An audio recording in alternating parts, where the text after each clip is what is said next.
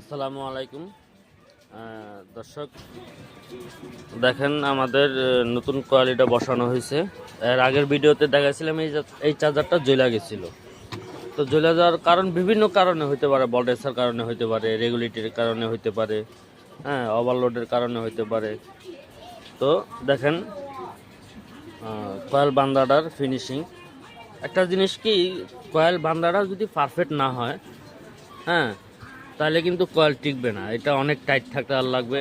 আর বিশেষ করে এই হাই স্পিড ফ্যানটা অনেক স্পিড, এটা এটা যদি ভালো স্পিড না হয় তাহলে আপনার ওই হবে না, কয়েলটা ঠান্ডা রাখবে না। আর রেগুলেটিং কানেকশনটা দেখেন, এখানে অনেক মানুষ এখানে জোড়া থাকে, হ্যাঁ, আমারটা ফুল একবারে ফিক্সড কানেকশন, কোনো পুড়ে যাওয়ার কোনো সম্ভাবনা নেই।